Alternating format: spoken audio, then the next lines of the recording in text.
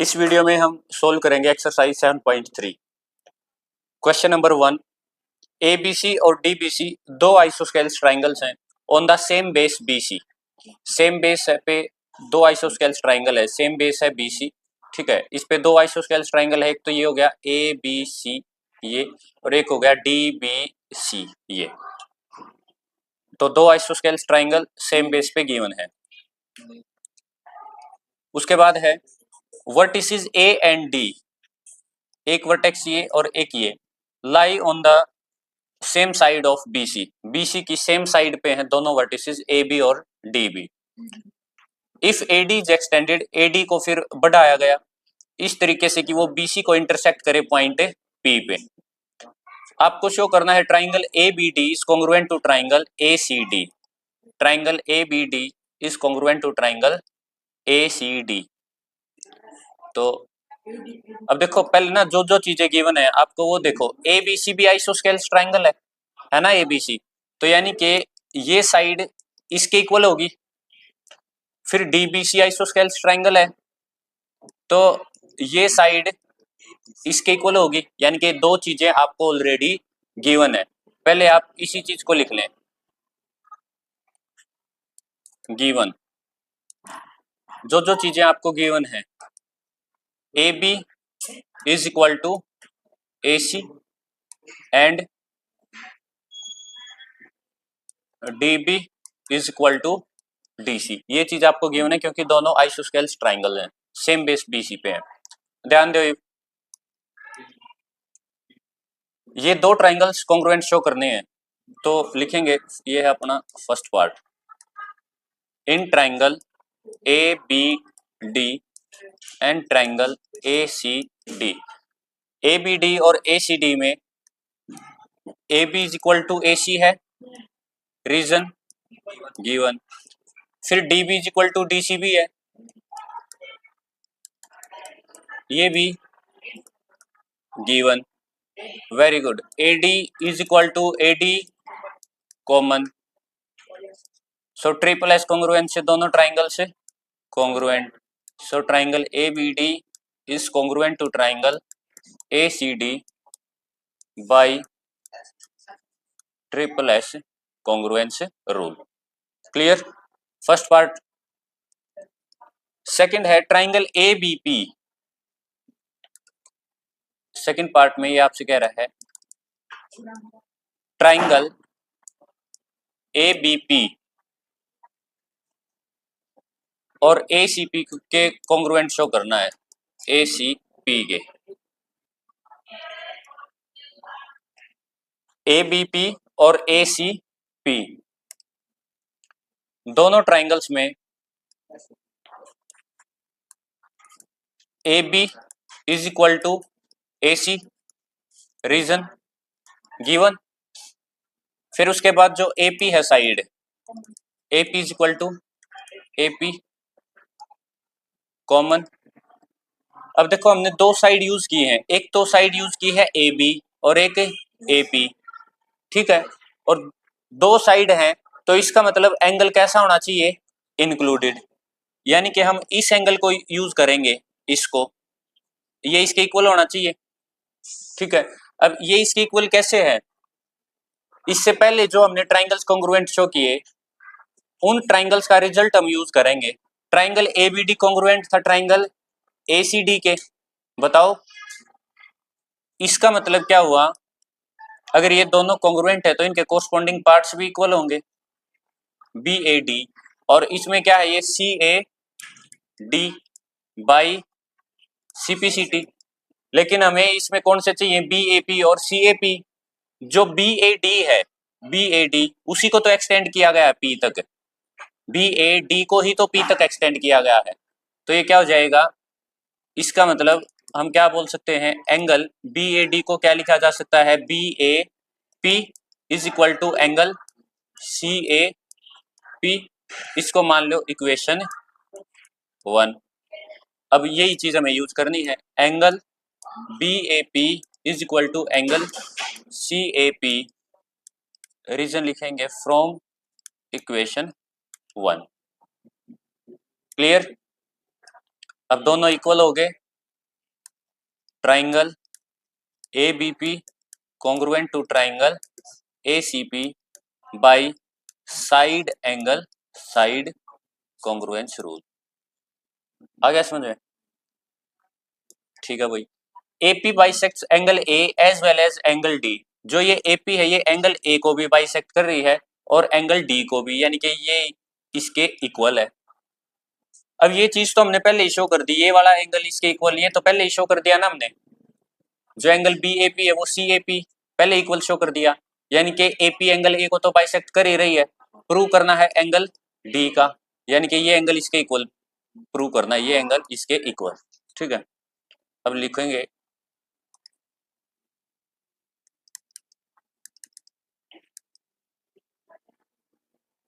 From equation 1। First equation से हमारे पास result आया था angle BAP is equal to angle CAP, कि भाई ये जो एंगल है ये इसके इक्वल है। ठीक है, इसका मतलब it implies AP bisects angle A। First result तो प्रूव हो गया। अब एंगल D के लिए प्रूव करना है। अब ये दो एंगल्स हमें इक्वल शो करने हैं। इन दो एंगल्स को इक्वल कैसे शो कर सकते हैं? ये जिन ट्राइंगल्स में आ रहे हैं उन ट्राइंगल्स को कॉन्ग्रुएंट शो करके। तो किन ट्राइंगल्स में आ रही है ये? एक तो आ रहा है इसमें BDP में, एक आ रहा है CDP में। इसमें ये दो एंगल्स, एक ये और एक ये, इक्वल शो करने, तो इन दो ट्राइंगल्स को हम कॉन्ग्रुएंट शो कर देंगे। ठीक है, सो लिखेंगे in triangle BDP and triangle CDP। BDP में जो BD है वो किसके इक्वल है? CD के। ये चीज ऑलरेडी गिवन थी क्योंकि ये आइसोस्केल्स ट्राइंगल है, गिवन थी ना, given. DP is equal to DP common, ABP ACP के इक्वल हमने शो किया। इसी से एक और रिजल्ट हम लेके आएंगे, यहाँ पे लिखेंगे उस रिजल्ट को। यहाँ पे क्या रिजल्ट आया? अगर दो ट्राइंगल्स ये कॉन्ग्रुएंट है ABP और ACP, अगर ABP ACP के इक्वल है it implies BP is equal to CP। भाई ABP कॉन्ग्रुएंट शो कर दिया था ACP के, तो इससे रिजल्ट आया BP is equal to CP by CPCT, और इस इक्वेशन का नाम लिख दो 2। क्लियर? सो ये आ गया BP is equal to CP from equation 2। अब देखो इस टाइप के जो क्वेश्चन है ना उनमें हम क्या कर रहे हैं कि जैसे सेकंड क्वेश्चन था तो उसमें फर्स्ट वाले का रिजल्ट यूज किया, अब थर्ड है, थर्ड में सेकंड वाले का रिजल्ट यूज किया, है ना। जो प्रीवियसली हम जिनको प्रूव कर चुके हैं उन्हीं से रिजल्ट हम यूज कर रहे हैं। ठीक है, तो ये इसके इक्वल है, ये साइड इक्वल है, तो तीनों अगर इक्वल हो गए तो ये ट्राइंगल्स क्या हो जाएंगे? Congruent by triangle BDP is congruent to triangle CDP by SSS congruence rule. ठीक है, तो दोनों ट्राइंगल्स कॉन्ग्रुएंट हो गए, तो इनके ये जो एंगल्स हैं ये भी क्या हो जाएंगे? Equal by CPCT। Therefore angle BDP is equal to angle CDP by CPCT। और अगर ये दोनों एंगल्स इक्वल हैं इसका मतलब क्या है कि जो AP है वो बाइसेक्ट कर रही है, AP bisects angle D as well, D को भी बाइसेक्ट कर रही है। फोर्थ पार्ट में देखो प्रूव करना है कि AP परपेंडिकुलर बाइसेक्टर है BC का। BP is equal to CP ये ऑलरेडी प्रूव कर चुके हैं यहाँ पे, है ना। BP is equal to CP from equation 2। इससे क्या चीज प्रूव होगी कि ये बाइसेक्टर है। सेकंड कि ये एंगल्स 90 डिग्री के, इनमें से एक को भी प्रूव कर दें, दोनों लीनियर पेयर ऑफ एंगल्स हैं। जो बीडीपी है वो किसके इक्वल है, सीडीपी के। तो ये बीडीपी का एंगल है इधर और ये सीडीपी का। तो इससे हम यहां से एक रिजल्ट और ले आएंगे, angle DPB DPB is equal to angle DPC by CPCT, और इस इक्वेशन का नाम लिख दिया third, angle DPB is equal to angle DPC from equation third. ठीक है, अब दोनों एंगल्स इक्वल शो कर दिए। अगर हम ध्यान से देखें तो ये दोनों एंगल्स कैसे हैं, लीनियर पेयर ऑफ एंगल्स, एक कंप्लीट लाइन पे है बीसी पे, इस बीसी पे है ना दोनों एंगल्स, तो दोनों का सम कितना होगा 180 degree. So angle DPB plus angle DPC 180 degree, क्यों है, लीनियर पेयर ऑफ एंगल्स, और डीपीबी डीपीसी के इक्वल है, तो किसी एक को चेंज कर दो, यानी कि डीपीसी को क्या लिखा जा सकता है, डीपीबी 180 डिग्री, ये आ गया twice of angle DPB is equal to 180 degree, 2 इधर जाके इसको कट करेगा 90 डिग्री, तो डीपीबी 90 है और डीपीबी किसके इक्वल है, डीपीसी के, तो एंगल डीपीसी भी कितना हो गया 90 डिग्री। क्लियर, और ये 90 के हो गए और ये साइड इक्वल है, देयरफॉर हम बोल सकते हैं AP is perpendicular bisector of BC। Clear, second question देखें, AD is an altitude of an isosceles triangle ABC in which AB is equal to AC, show that AD bisects BC, AD bisects angle A। Figure खुद बनानी है आपको।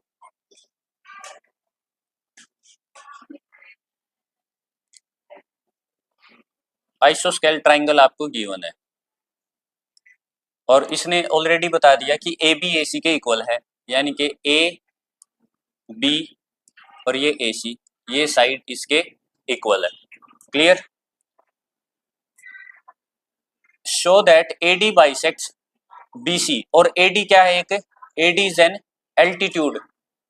अब जहां भी आपको altitude दिख जाए, हाइट, उसका मतलब है परपेंडिकुलर। क्या मतलब है, परपेंडिकुलर।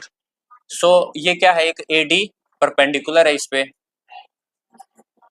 सो ये ड्रॉ किया हमने परपेंडिकुलर, यानी कि ये 90 डिग्री का एंगल बनाएगा AD।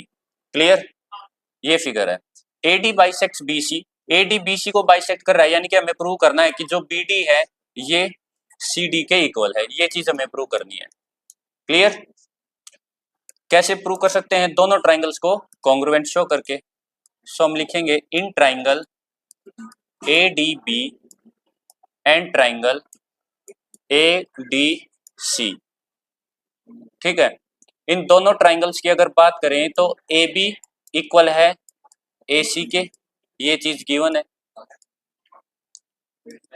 AD is equal to AD common, और जो ADB है, angle ADB is equal to angle ADC, क्यों, दोनों 90 डिग्री के हैं, क्योंकि AD परपेंडिकुलर है या हाइट है, ठीक है, एल्टीट्यूड है। तो एक राइट एंगल हो गया, राइट एंगल के सामने वाली साइड क्या होती है, हाइपोटेन्यूज।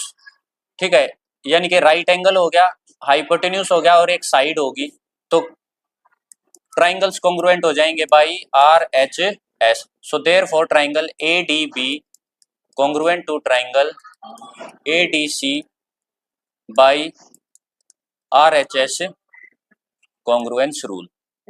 अब दोनों ट्राइंगल्स अगर कॉन्ग्रुएंट है तो इनके कोरस्पॉन्डिंग पार्ट्स भी इक्वल होंगे, यानी कि BD भी किसके इक्वल होगा, CD के। So BD is equal to CD, BD is equal to by CPCT। First part हो गया। AD bisects angle A, prove करना है कि जो AD है वो एंगल A को बाइसेक्ट कर रहा है, यानी कि ये एंगल इस एंगल के इक्वल है। भाई ये भी CPCT से ही हो जाएगा, क्यों, क्योंकि ये इस ट्राइंगल का पार्ट है और ये एडीसी का। Also angle BAD is equal to angle CAD by CPCT। अगर BAD CAD के इक्वल है, इसका मतलब क्या है, AD bisects angle A। Clear? Two sides AB and BC and median AM। AB BC और मीडियन है AM, ये किसके इक्वल हैं? Of triangle ABC are respectively equal to the sides PQ QR। ये साइड PQ, ये QR और median है PN of triangle PQR। Respectively का मतलब बताया था ना मैंने आपको, अगर साइड AB का जिक्र है तो वो किसके इक्वल होगी, उसका रिलेशन किसके साथ होगा, PQ BC QR, और जो मीडियन AM है वो मीडियन PN के रिस्पेक्टिवली इक्वल होंगे ये। क्लियर? अब जो जो चीजें गिवन है उनको लिख लो। Given AB is equal to PQ, BC is equal to QR, और क्या गिवन है, median AM is equal to PN। ये तीन चीजें आपको गिवन है। आपको शो करना ट्राइंगल ABM ये वाला ट्राइंगल PQN के कॉन्ग्रुएंट, PQN के, यानी कि ये ट्राइंगल इसके इक्वल प्रूव करना है। सो लिखेंगे इन ट्राइंगल, फर्स्ट पार्ट है ना ये, ABM and triangle PQN। ABM और PQN में AB is equal to PQ given है, AM is equal to PN ये भी क्या था, गिवन। अब दो साइड तो गिवन थी, ये और ये, ठीक है, ये और ये। अब बच्चे यहाँ पे मिस्टेक करते हैं कि ये साइड B इसके इक्वल है, लेकिन ये BM QN के इक्वल नहीं है, ये कंप्लीट साइड इक्वल है। ये BC किसके इक्वल है, QR के, और हमें तो सिर्फ BM तक चाहिए। बात आई समझ में? ये BM QN के इक्वल नहीं दे रखा, ये तीन जो लाइन है ये इसलिए है कि BC किसके इक्वल है, QR के, ये चीज दिखा रही है। तो BC इज इक्वल टू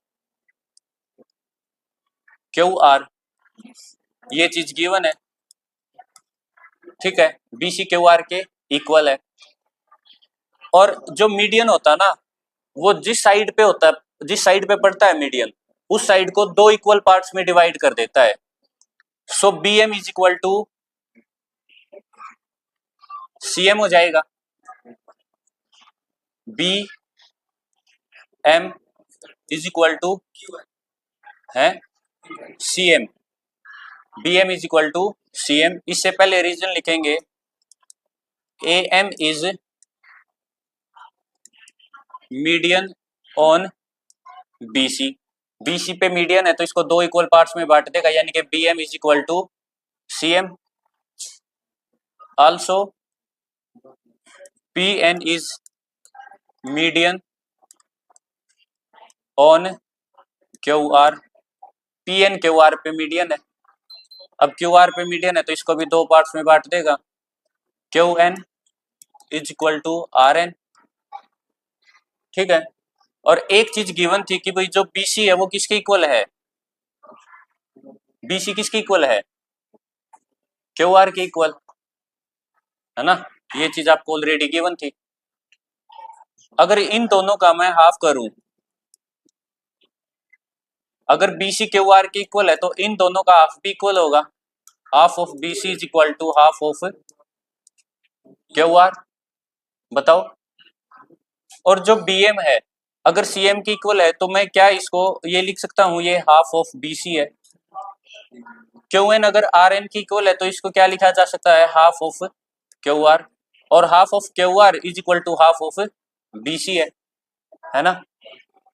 और दो रिजल्ट ये आ गए हमारे पास कि ये हाफ ऑफ BC, ये हाफ ऑफ QR। और हमें ट्राइंगल्स ये कॉन्ग्रुएंट शो करने हैं ABM और PQN। ए बी एम में से क्या चूज करना हमें, बी एम, और इसमें से Q N. So B M is equal to half of B C, Q N is equal to half of Q R, और half of B C is equal to half of Q R. It implies B M is equal to Q N. ठीक है, आप इनको equations का नाम दे सकते हो। इसको मान लो आप इक्वेशन 1, 2, 3। सो तीनों इक्वेशंस के रिजल्ट से from equation first, second and third, तो तीनों इक्वेशंस के रिजल्ट से हम क्या बोल सकते हैं कि बी एम क्यू एन के इक्वल होगा। देखो एक बार बताता हूं दोबारा से, बी सी क्यू आर के इक्वल गिवन था, तो दोनों का हाफ भी एक दूसरे के इक्वल होगा इक्वल। ठीक है भाई, फिर मीडियन गिवन है ए एम बी सी पे, तो यानी कि बी एम सी एम के इक्वल होगा। और अगर ये दोनों पार्ट्स इक्वल है, इनको मैं क्या बोल सकता हूँ, हाफ ऑफ बी सी, दोनों बी सी के टुकड़े हैं। फिर पी एन मीडियन है क्यू आर पे, तो क्यू एन आर एन के इक्वल हो जाएगा, और इसको क्या बोल सकता हूँ, half of Q are, complete side का हाफ। और जो हाफ ऑफ बी सी है और हाफ ऑफ क्यू आर, ये दोनों क्या है, इक्वल। ये जो हाफ ऑफ बी सी है, ये हाफ ऑफ क्यू आर के इक्वल है फ्रॉम इक्वेशन 1। तो बी एम बी किसके इक्वल हो जाएगा, क्यू एन के, तीनों इक्वेशंस के रिजल्ट से। भाई अगर इनके राइट हैंड साइड इक्वल है, half of B C half of Q R के इक्वल है, तो बी एम बी तो क्यू एन के इक्वल होगा। हो गया, यही हमें चाहिए था। So therefore triangle A B M congruent to triangle P Q N, तीनों साइड्स यूज किए हैं, तो कौन सा रूल लगेगा, S S congruence rule. Clear, हो गया फर्स्ट पार्ट। सेकंड में ए बी सी, अब कंप्लीट ट्राइंगल की बात कर रहा है ये ए बी सी और पी क्यू आर, इस कंप्लीट ट्राइंगल की और इसकी बात कर रहा है। So second part, in triangle A B C and triangle P Q R, दोनों ट्राइंगल्स में ए बी पी क्यू के इक्वल है, A B is equal to P Q already given है, B C is equal to Q R, ये चीज भी given थी।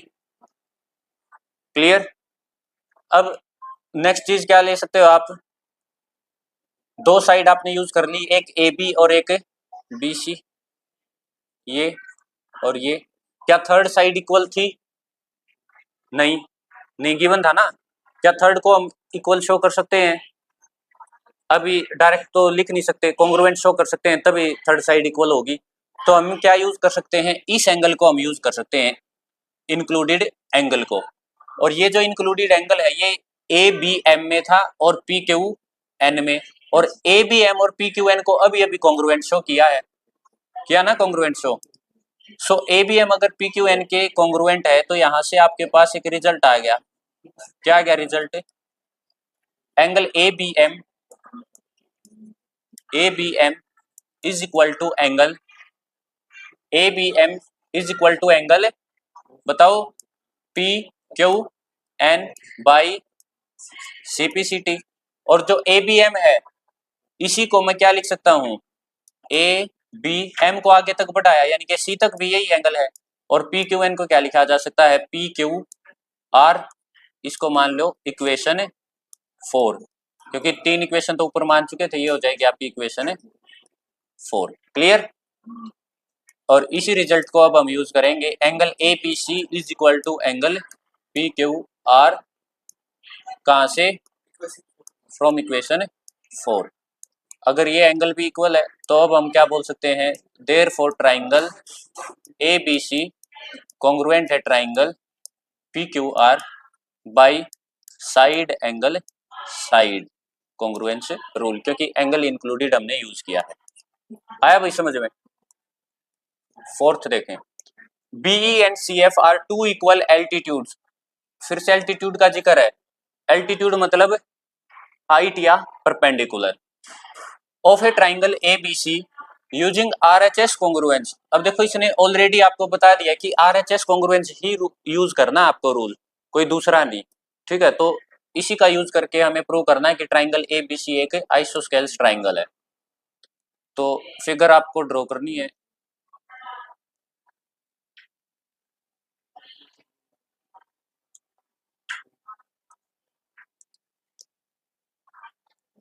ABC, BE और CF इक्वल एल्टीट्यूड्स हैं। BE और CF इक्वल एल्टीट्यूड्स हैं ऑफ ट्राइंगल ABC। जो BE होगा वो B से शुरू होगा और E पे होगा, ठीक है। ये हो गया BE। एल्टीट्यूड का मतलब अभी बताया था आपको, मतलब क्या होता है एल्टीट्यूड का मतलब? नहीं, परपेंडिकुलर, जो 90 डिग्री, ठीक है। ये हो गया BE। फिर CF है,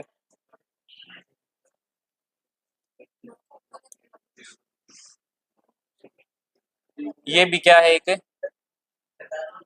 परपेंडिकुलर। क्लियर? अब RHS कॉन्ग्रुएंस रूल यूज करके आपको क्या शो करना है कि ABC एक आइसोस्केल ट्राइंगल है, यानी कि AB is equal to AC। क्या है शो करना है आपको? AB is equal to AC, ये चीज आपको शो करनी है। क्लियर? अब आप अब तक जो चीजें यूज करते आए थे ना, आप सोचोगे कि जिस ट्राइंगल में AB आ रहा है ना, उसी ट्राइंगल को यूज कर लेंगे, ABE को और ACF को। लेकिन अगर ऐसा इस तरीके से इन दो ट्राइंगल्स को आप चूज करते हो तो RHS कॉन्ग्रुएंस से नहीं कर पाओगे। देखो एक बार ABE को और ACF को अगर हम कॉन्ग्रुएंट शो करके देखें, ABE में BE इक्वल है CF के, ये चीज आपको गिवन है कि भाई ये जो दो एल्टीट्यूड्स है ना ये इक्वल है, ये चीज आपको गिवन थी कि इक्वल एल्टीट्यूड्स है, ठीक है। ये हो गया।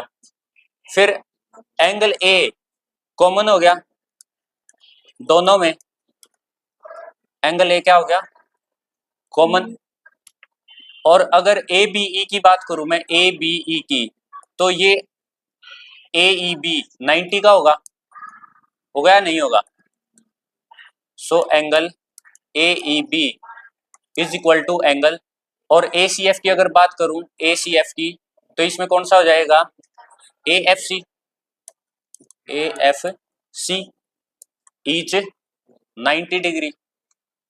कॉन्ग्रुएंट तो हो गए दोनों triangle, triangle ABE congruent to triangle ACF। लेकिन यहाँ जो रूल लगेगा आप देखना, BE साइड हमने यूज की, ठीक है, ये एंगल यूज किया, और क्या साइड यूज की हमने? एक ये एंगल यूज किया, A कॉमन था दोनों में, तो दो तो हमने एंगल यूज किए हैं, एक ये और एक ये, और एक एल्टीट्यूड किए हैं यूज। तो ये कौन सा रूल हो गया? Angle angle side. लेकिन यूज कौन सा करना था? RHS। बात आई समझ में? इसलिए ये पेयर्स हम यूज नहीं करेंगे। तो दूसरा पेयर जो होगा ट्राइंगल्स का वो हम यूज करेंगे। तो दूसरा जो पेयर होगा ट्राइंगल्स का वो कौन सा होगा? In triangle BEC and triangle CFB BEC and CFB, ये दो ट्राइंगल्स हमने लिए। जब आपने BEC ट्राइंगल को चूज किया तो एंगल जो है BEC, एंगल BEC वो किसके इक्वल है दूसरे ट्राइंगल में? एंगल CFB के। क्यों? दोनों 90 डिग्री के हैं भाई। Clear? BEC is equal to CFB, दोनों 90 है। उसके बाद BE is equal to CF, ये दोनों एल्टीट्यूड्स हैं जो इक्वल दिया गया था कि इक्वल एल्टीट्यूड्स हैं, ये चीज क्लियर। अब RHS में एक क्या होता है? हाइपोटेन्यूज। अगर इस ट्राइंगल की बात करूं मैं BEC की, BEC इसमें 90 डिग्री का एंगल ये हो गया, और इसके बिल्कुल सामने वाली साइड क्या होगी? हाइपोटेन्यूज। तो यानी कि BC is equal to CB, common है दोनों में। और ध्यान से देखो ये हाइपोटेन्यूज भी है, अगर 90 डिग्री एंगल ये है तो इसके सामने वाली साइड है बीसी, तो ये हाइपोटेन्यूज भी है। सो देयरफॉर ट्राइंगल बीईसी कॉन्ग्रुएंट है ट्राइंगल सीएफबी के बाई राइट एंगल हो गया, सामने वाला हाइपोटेन्यूज हो गया और एक साइड होगी, तो बाई आरएचएस कॉन्ग्रुएंस रूल। तो दोनों ट्राइंगल हमने कॉन्ग्रुएंट शो कर दिए। अगर दो ट्राइंगल्स कॉन्ग्रुएंट हैं तो उनके कोरस्पॉन्डिंग पार्ट्स भी क्या हो जाएंगे, क्या हो जाएंगे कोरस्पॉन्डिंग पार्ट्स, इक्वल। अब direct A B equal to A C मत लिख लेना, क्योंकि हमने तो ट्राइंगल कौन से यूज किए हैं, बीई सी।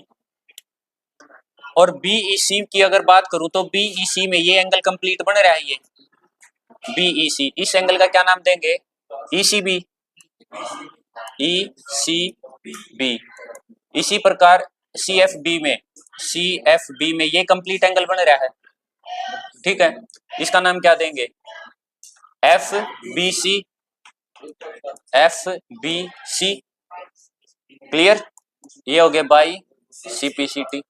अब अगर कंप्लीट ट्राइंगल की बात करें एबीसी की, एबीसी की अगर बात करें तो ये जो है एफबीसी, एफबीसी इसको तो क्या लिख सकते हैं हम, एंगल बी, और ईसीबी को क्या लिखा जा सकता है, एंगल सी।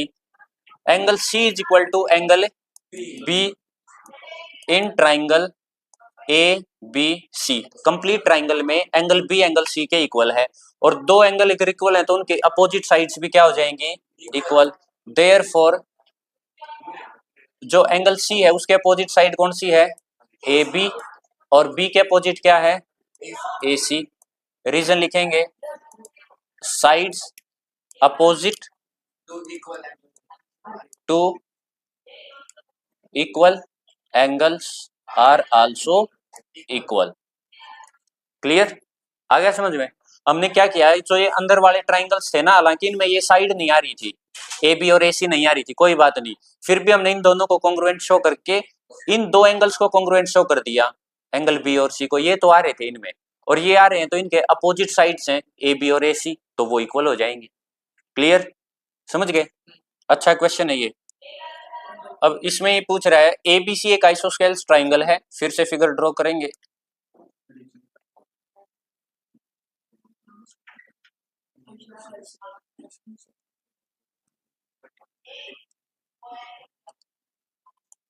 ए बी सी आइसोस्केल्स ट्राइंगल है जिसमें ए बी ए सी के इक्वल गिवन है, ये चीज आपको गिवन है।